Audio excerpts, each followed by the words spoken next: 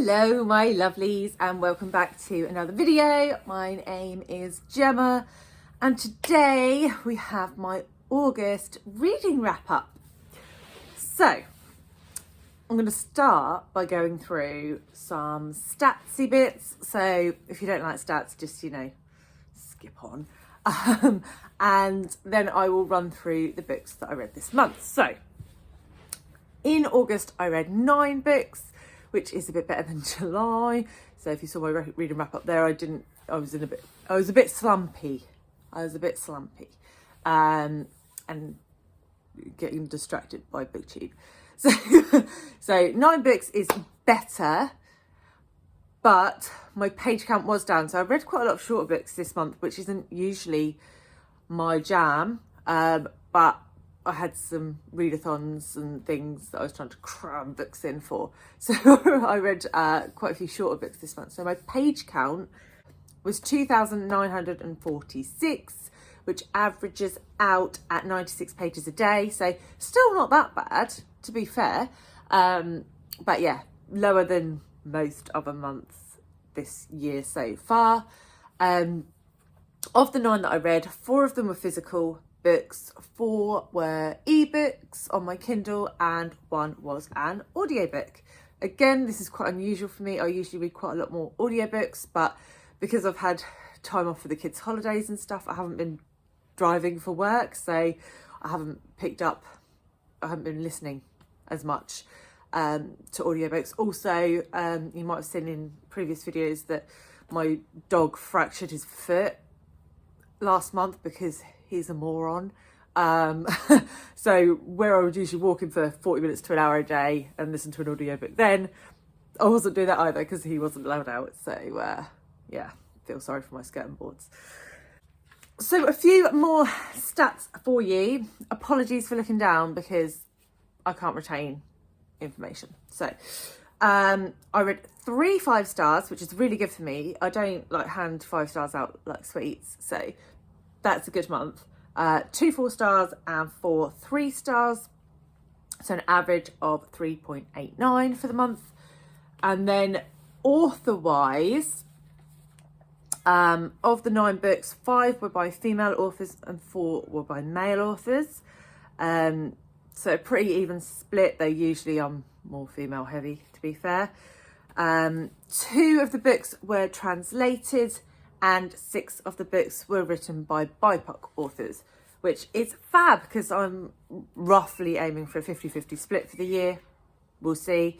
I'm not going too gung-ho about it, but I'm just trying to diversify my reading. So those are all the stats I'm going to give you. Let's get into the books. So the first book that I completed in the month of August was The Black Prism by Brent. I did start reading this in July. This is a big chunky boy, but I loved this book. So this is an adult fantasy. It's the first in a 5-book series, the Lightbringer series. In this, the magic system is centered around light. So people can craft objects from light, from the color spectrum. Most people can craft from 1, maybe 2 colors, the odd person from more than that. And then you have sort of the emperor-ish type person who can craft from the whole spectrum. This is multiple POV. So we have, I think there's 5 characters. And what I really loved about this, sorry, I should hold it up, shouldn't I? What I really loved about this was that every single character arc was interesting. So, sometimes you read books and you get to one character and you're like, I just don't really care about you. A bit like Bran from Game of Thrones. But every single character was interesting. I was pleasantly surprised with the sarcastic humour in this. It did make me giggle in a few places, which I wasn't expecting. Super fast paced for a book this size. There was stuff going on all the time. There was never any slow bits in it. I would say it's more plot and character focused than descriptive. So there's not like long descriptions of the environment and where they are and those sorts of things. So you do have to build that up a little bit in your mind. But there is a battle scene in this, which I thought was really well done, quite easy to follow. So yeah, this got 5 stars. Absolutely cannot wait to pick up the next one. But again, it's another beastie like this. So yeah, highly recommend if you like adult fantasy. Also, I'd say it's a reasonably easy place to start because it is so fast moving. So yeah, a success for the first book of the month. The next book I read was on my Kindle, and I read Tender is the Flesh. So if you saw my book hibernation vlog, which I will link up above, here or there or somewhere, and it will be in the description, this book took me by surprise because I loved it. So it was another 5-star. So first 2 books of the month, both 5-star. But Tender is the Flesh is a translated novel. It's translated from the Spanish, written by Agustina Bazterrica. And this is in a post-apocalyptic world where people can't eat animal meat anymore, so they eat human meat. And we follow the assistant manager of a human abattoir, and it goes from there. I mean, it's quite a short book, so I'm not going to go too much into what happens because that's the fun of it. But I really enjoyed it. I loved the main character's perspective. He was just a really good character. There were bits happening in the periphery characters in the periphery that you sort of thought, oh, something's going to happen with them, and then you kind of worked it out as you went through. It was brilliant. The ending made me go, whoa! So highly, highly recommend. Though, if you have a weak stomach, not the book for you. Don't pick it up. The next book I picked up was Love in Colour by Bolu Babalola. This is a short story collection. It is based loosely on myths from around the world. So, caveat, I don't like short stories and I don't like romance very much either. And this is a set of short stories about love. So there were a couple in here that I thought were more interesting. There's one that's sort of about an Amazon queen, which was quite good. There was another one, I can't remember, it'll come to me. Oh, about like a gangster woman person that was quite good, sort of had Godfather feels to it. I like those two. The rest of them were pretty much contemporary romance tropes that I didn't care about.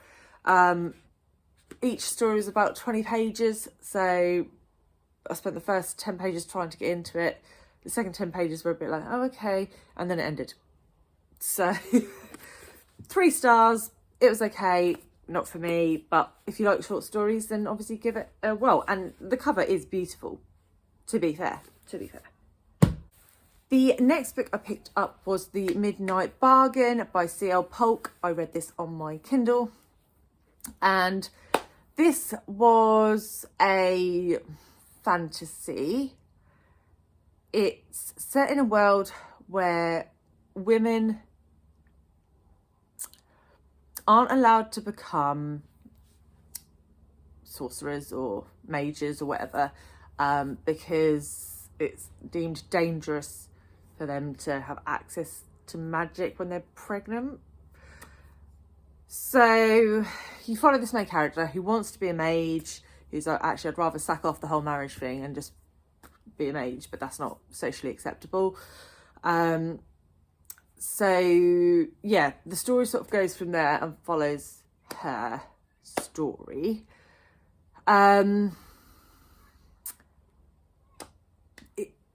there is a love story in it, which is most of the book.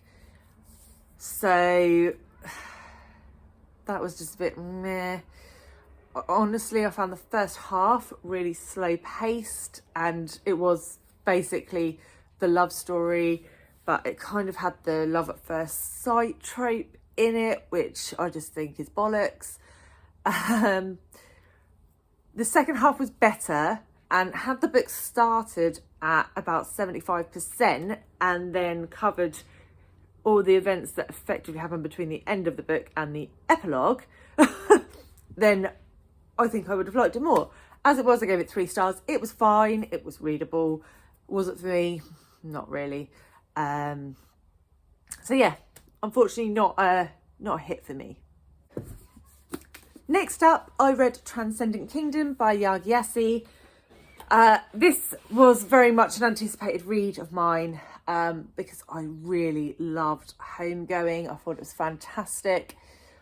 This one didn't quite hit the mark for me, and I don't know whether it was because I had such high expectations on the back of Homegoing. But yeah, this story follows a young girl called Gifty. His brother dies when she's quite young. You find that right at the beginning. Find that out right at the beginning. It's not a spoiler. And she pursues a career in science, neuroscience to be exact. And she's looking at basically the brain and addiction and those sorts of things. And she comes from a very religious Ghanaian family. And it's about her trying to understand the lines between science and religion. And I was very, very up for that. I thought that was going to be really, really interesting. But it kind of got bogged down in some of the details. So I am a scientist by trade. I study biology, so I'm quite interested in that sort of thing. But there was a lot of waffle about the experiments and stuff, which was fine for me, but I didn't feel like it was adding really to the story. There was also quite a lot of like biblical verses and that sort of stuff, obviously from the other side. But again, it just seemed quite laboured. There was a section in the middle where it covered basically what happened to Gifty's brother. That bit was fantastic. But for me, the rest of it just dragged, and it kind of ended nowhere. It just sort of ended. There was no... I don't always need my books to be tied up in a pretty bow, but it just seemed like she got bored and just decided, actually, I'm just going to stop writing there. So, yeah. 3 stars. Disappointed. On to happier notes, I then picked up Things Fall Apart by Chinua Achebe on my Kindle. Yes. So this is an African classic, and we follow a main character, I think Okonkwo, and he is a prestigious member of his village, his tribe.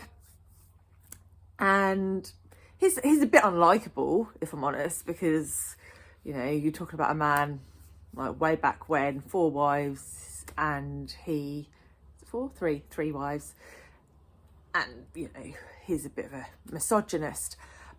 But obviously it was those times, and we learn about the African gods and how they factored into village life and the culture around Okonkwo and his family and his community.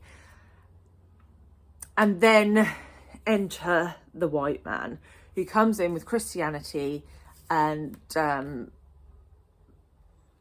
it goes from there. So I'm not going to tell you any more about the plot. I loved Okonkwo as a character. I thought he was very well done.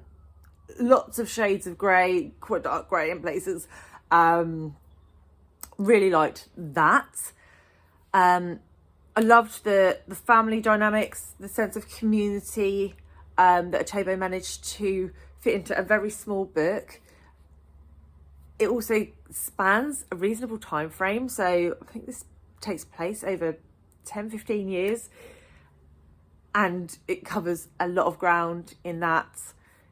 It made me ashamed to be British, basically, because, yeah, what the British people did to not just people in Africa, but colonies in India, in Australia, pretty much everything that they have ever done is disgusting. Because, yeah, I'm not going to get into that whole debate, but it did make me ashamed of my heritage, but it opened my eyes to the reality. So, absolute 5-star read. I would highly recommend anybody pick up anybody. I would highly recommend that everybody picks it up.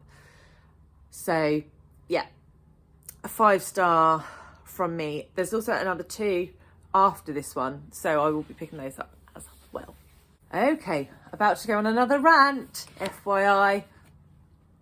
At Night, All Blood is Black by David Diop. This won the International Booker Prize this year. It is translated from French. It follows a Senegalese soldier in World War One who is fighting in France in the trenches. His mate gets shot and asks him to kill him, to put him out of his misery, and it goes from there. So, I liked the premise. It effectively then follows our main character, Alpha, his descent into madness following the death of his friend and all the atrocities that are happening around him and how he contributes to those atrocities. I liked that idea. There was a lot of flashbacks to Alpha's past and his relationship with his friend that died, and I thought that was good. But this book uses the phrase God's truth a million times. Okay, look, I've just opened a random page. I don't know if you can see that. God's truth, random page. I swear to you, that phrase is in nearly every single paragraph. God's truth, this happened. God's truth, I felt like this. God's truth, he did that. God's truth. Oh my God, it was so irritating. Every time I read it, I wanted to throw the book across the room. As you get to the end, you kind of understand why they're literally smacking you around the head with that phrase, but it pissed me off a little bit. Just didn't. Look how short this book is. I reckon half the words in this are God's truth. Honestly, 50%, because I feel like I read them over and over again. It also uses repetition in this book. So at one point, one of the chapters started exactly the same as the previous chapter. I literally thought my 2-year-old would come and move my bookmark, because I was like, I'm sure I've already read this. And I get it, it's for like impact. But mate, do you need repetition in a book that's only 140 pages? And I say 140 pages, but it's not really 140 pages, because look, there's whole blank pages and the chapters start halfway down the page. So it's probably only about 100 pages, literally, and it's repeating itself. So, I mean, original content, there's probably only about 10 pages of original content in this. The rest of it is all those 10 pages repeated. Okay, went off on a little bit of a tangent there, because it wasn't that bad. I gave it 3 stars, but it just irritated the crap out of me. So those are my thoughts. I'm going to put the book down. And let's move on to my next book. So the next book I read was Beneath a Scarlet Sky by Mark Sullivan. I read this on audiobook. This follows a young boy called Pino Lella in the Second World War in Italy. So I haven't really read a lot of Second World War fiction from an Italian perspective before. Obviously, you've got the whole Mussolini thing going on, and Italy was quite divided during the war as well, not between the north and the south. And it follows this young boy. He's a teenager when the war sort of hits Milan, where he lives. His father sends him off to the mountains to keep him safe. And from there, he joins the resistance, and the story goes on from that point. I really like this book. I thought it gave a really good insight into World War II from a perspective that isn't often covered. There was a love story within this, but it was quite subtle, and I thought it was well done. It wasn't in your face.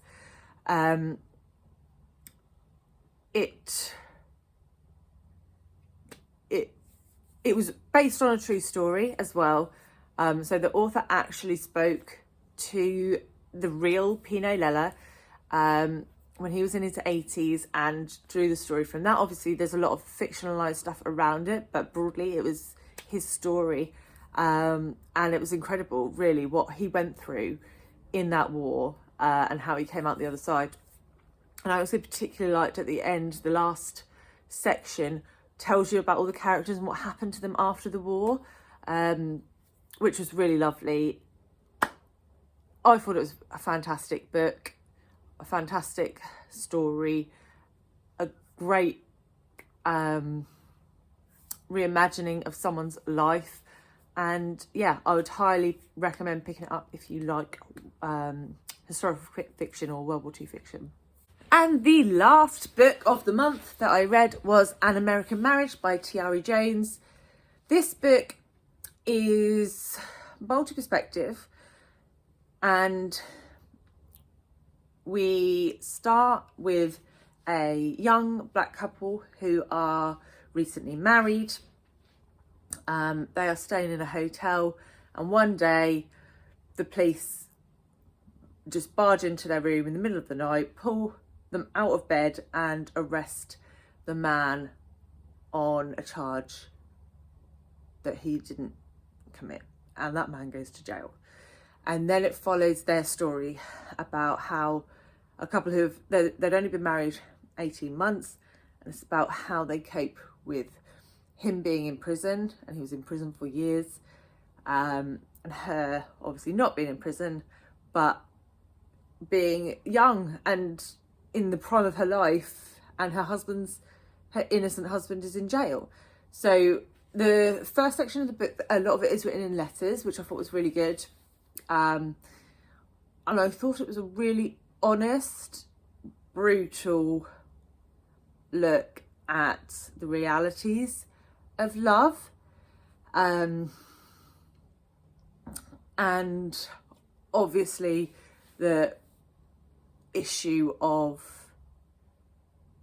incarcerating black men in the US, not just black men, but predominantly a higher proportion of black men in the United States compared to every other demographic, was that hit you quite hard in this book. It was really well written. I flew through it. The way that it's written, you just need to keep reading. I would absolutely be picking up another book by Tayari Jones. I have her other book, Silver Sparrow, on my Kindle as well, so I'll be looking to get to that really soon. She's a fantastic writer. I gave it 4 stars. Really looking forward to more from her. And I do believe that with a couple of rants complete, that is my whole month of reading. So let me know in the comments if you've read any of these, if you agree, if you passionately disagree with any of my thoughts. And yeah, I will be back again with another wrap up at the end of whatever this month is, September. But yeah, please let me know any of your thoughts. If you liked this content and you would consider subscribing.